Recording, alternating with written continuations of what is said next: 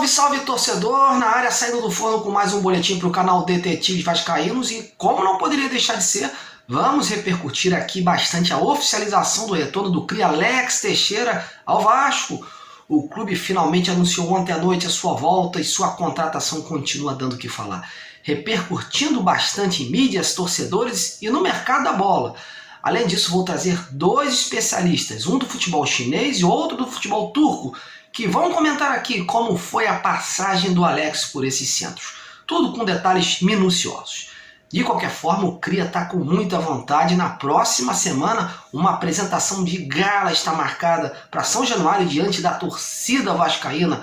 Além do Alex, vou falar também dos preparativos do Vasco para o jogo contra o Sampaio Corrêa neste sábado, o debate da SAF no clube, que aos poucos algumas dúvidas vão sendo esclarecidas, e o mercado de chegadas e saídas do Vasco. O clube não está parado, porém vem preparando antes o terreno para investir em outras contratações. Então se liga até o final desse vídeo, deixe seu like nesse trabalho, compartilhe o conteúdo e não deixe de ser um inscrito do canal, ok? Vamos lá!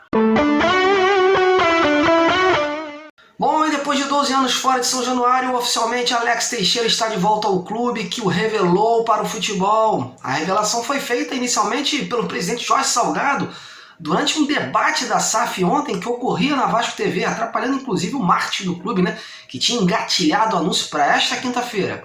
De qualquer forma, o importante é que ele voltou, o contrato inicialmente até o final desta temporada, mas que pode ser perfeitamente renovado dependendo dos planos do atleta, para o próximo ano e dos projetos do clube, claro, de preferência na primeira divisão do futebol brasileiro. Uma coisa é certa, meus amigos, o Alex está com uma felicidade de garoto, vai usar a camisa 7 do Vasco, a mesma quando foi promovido para a equipe profissional do clube em 2008, após passagens de destaque pelas categorias juvenis de São Januário, inclusive com títulos conquistados pela seleção brasileira de base. O atleta inclusive retorna próximo de atingir a marca de 100 jogos com a Cruz Malta no peito.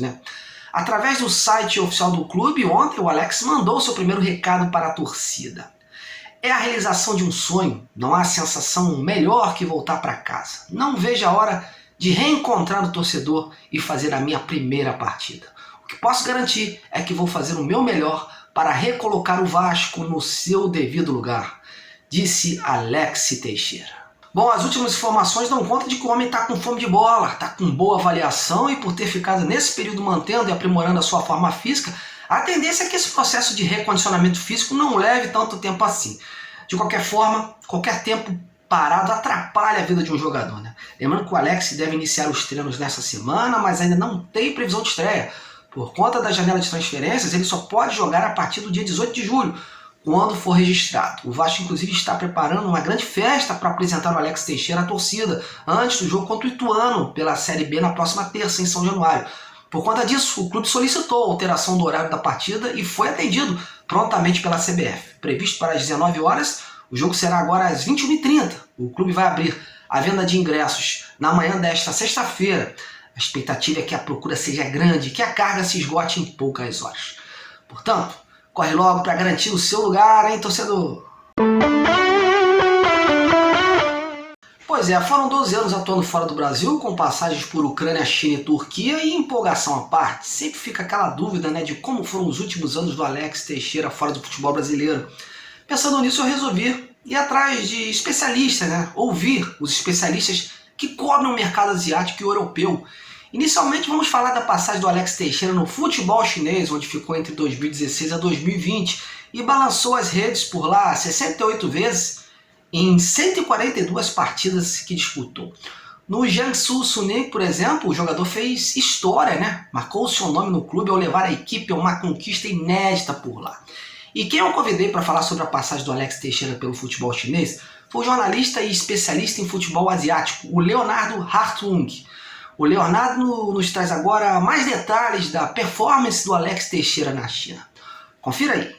Desde que ele chegou na temporada 2016, vindo do Shakhtar Donetsk, o Alex Teixeira fez a diferença marcando gols e tendo uma participação muito ativa nos jogos do Jiangsu.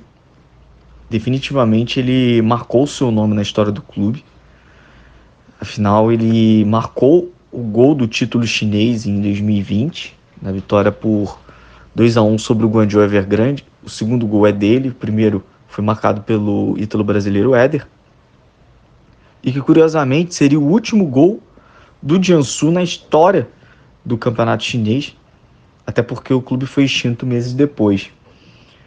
Quando ele chega em 2016, a gente vê o Alex Teixeira ainda jogando como extremo pela esquerda, mas após uma troca de técnico na metade daquela temporada, a gente passa a ver um Alex formando dupla de ataque, primeiro com o colombiano Roger Martínez, depois com o Éder, e no final havia uma alternância entre o Éder e um croata, o Ivan Santini. Mas o Alex tendo muita liberdade para flutuar entre a faixa central e o lado esquerdo, e sempre desequilibrando com os seus dribles e com condução de bola. Bom, e depois da China, o Alex foi para a Turquia, né? Mais precisamente no Beşiktaş. Por lá teve um certo problema de adaptação e não rendeu o suficiente. Seu último jogo havia sido em 21 de maio. Por conta disso, fica a dúvida, né, em relação à sua questão física. Para falar sobre a passagem pelo futebol da Turquia, eu convidei o jornalista esportivo Volkan Agir. Ele me concedeu o seu depoimento através de uma mensagem e eu vou traduzir para vocês o que o repórter contou sobre Alex Teixeira por lá. Vamos lá. Depois que o Beşiktaş conquistou o título da Superliga, eles precisavam comprar nomes de estrelas para a Liga dos Campeões.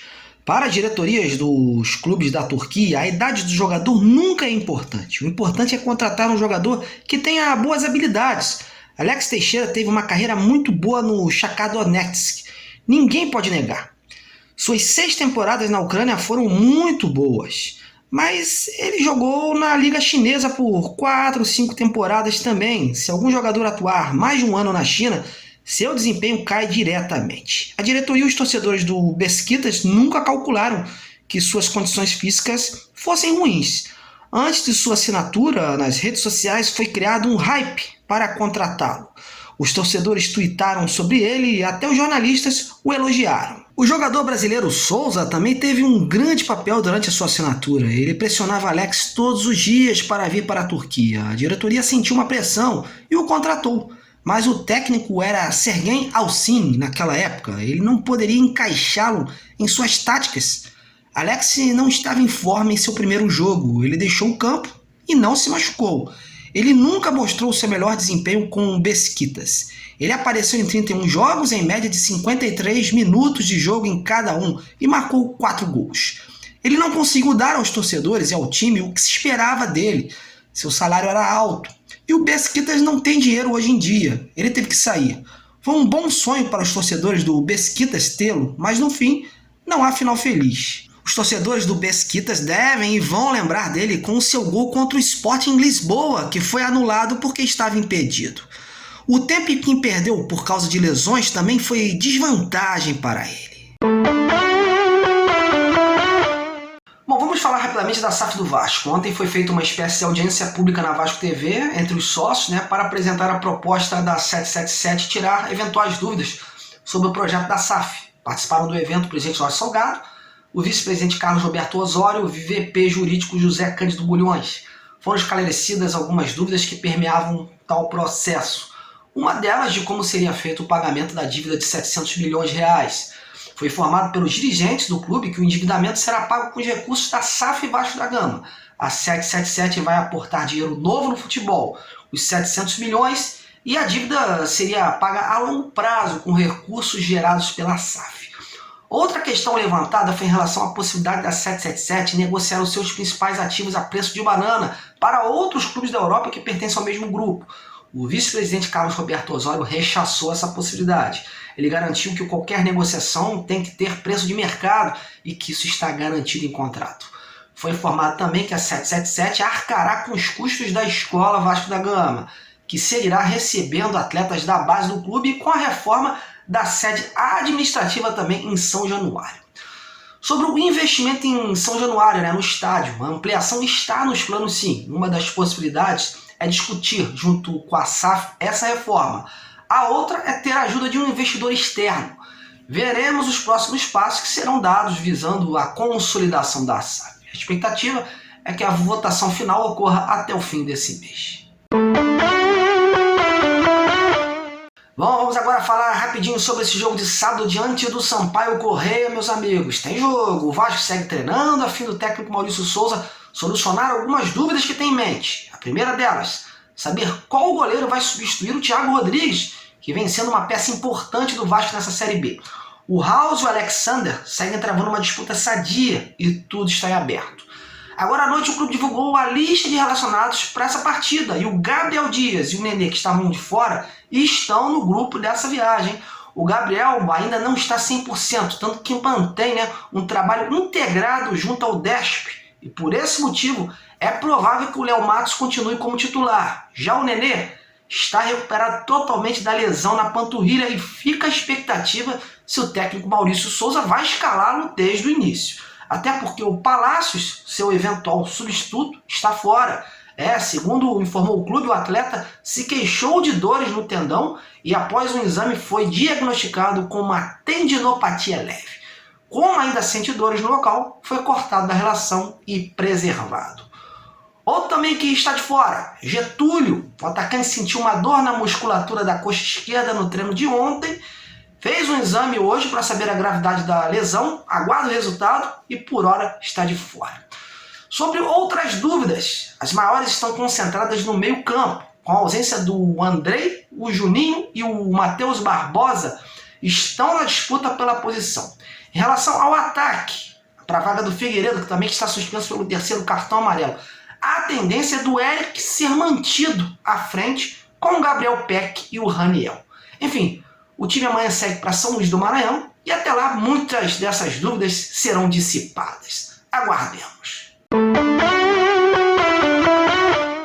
Antes da gente encerrar, vamos falar do mercado da bola do Vasco. O departamento de futebol está fazendo inicialmente uma limpa interna naqueles jogadores poucos utilizados, ou que não vingaram, para que possa abrir caminho, então, para contratações consideradas pontuais nessa janela, que se inicia no próximo dia 18. A chegada do Alex Teixeira foi um caso à parte, excepcional. E agora o foco é um novo comandante de ataque para fazer sombra ao Raniel e ao Getúlio, que não apresentam boa regularidade. Lembrando que o Vasco já rescindiu os contratos de Isaac, Bruno Nazário e ontem foi a vez do Vitinho se despedir. Outro que pode ter sua vida abreviada no Vasco é o atacante Zé Santos. As últimas informações dão conta que o jogador segue treinando à parte por não estar disposto, neste momento, a ser emprestado.